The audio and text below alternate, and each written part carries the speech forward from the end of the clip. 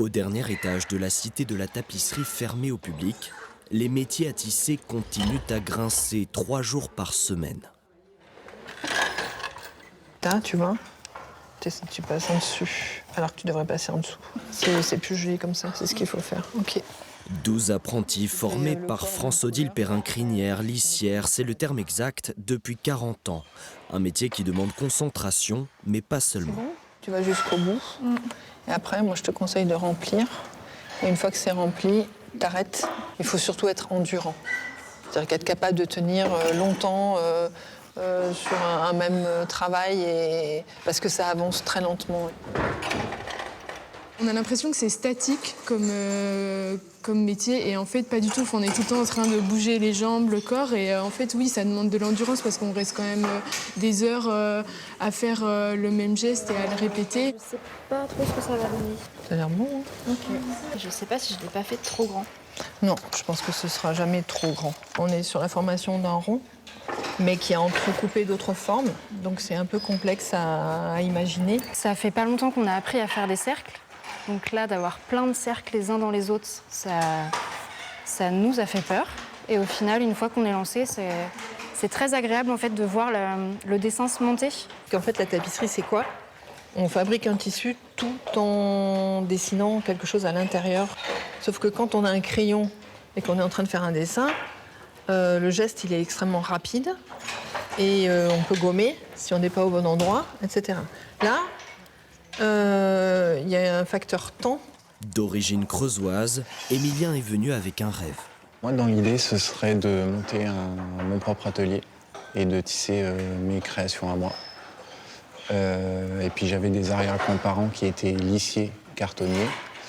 Donc ce serait aussi de reprendre un peu cette aventure familiale qu'on a un petit peu perdue. Il y en a qui vont arriver en disant voilà, moi je vais être artiste lissier, je vais faire mes créations. Ils ont cette envie au départ, mais il n'est pas dit qu'à la fin, ils se disent ah ben non, en fait, j'ai encore plein de choses à apprendre, il vaut mieux que j'aille travailler dans un atelier, on verra après, il faut que ça mûrit. Grâce au rayonnement de la cité, les stagiaires viennent désormais de la France entière. La Benjamine Léa découvre toute l'étendue de cet art ancestral. Je pensais que c'était surtout des reprises un petit peu médiévales, historiques, tout ça. Mais en fait, au fil des recherches, on se rend compte que vraiment, il y a vraiment des compositions qui sont beaucoup plus contemporaines avec des artistes actuels. Après la formation, l'enseignante commence sa 2e journée. Eh bonjour! À la tête de cet atelier depuis 15 ans, France-Odile Perrin-Crinière a collaboré avec de grands artistes et contribué aux tentures Tolkien et Miyazaki. Mais l'heure est venue pour elle de passer la main. J'aime beaucoup tisser, c'est agréable, on est dans sa bulle, c'est plutôt plaisant. Mais c'est ce qui me pèse beaucoup maintenant, c'est un peu toute la partie administrative qui est vraiment très lourde. Qui d'autre pour prendre le relais que l'une de ses anciennes élèves. Waouh, c'est dans le soleil, j'avais même pas vu. Ben oui. C'est pas trop galère? Non, ça va, je viens de changer de couleur.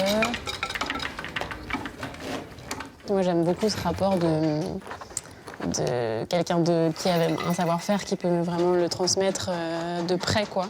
En plus, la transmission se fait pendant normalement 3 ans. Avant que je devienne gérante majoritaire. De toute façon, si je lui avais dit tiens les clés, oui, elle n'aurait pas dit oui. J'aurais pas dit oui. L'heure de la retraite n'a pas encore sonné. Toujours passionnée, France-Odile va se concentrer sur ce qui l'anime au plus profond, la formation, pour que l'histoire de la tapisserie d'Aubusson continue à être tissée durant des générations.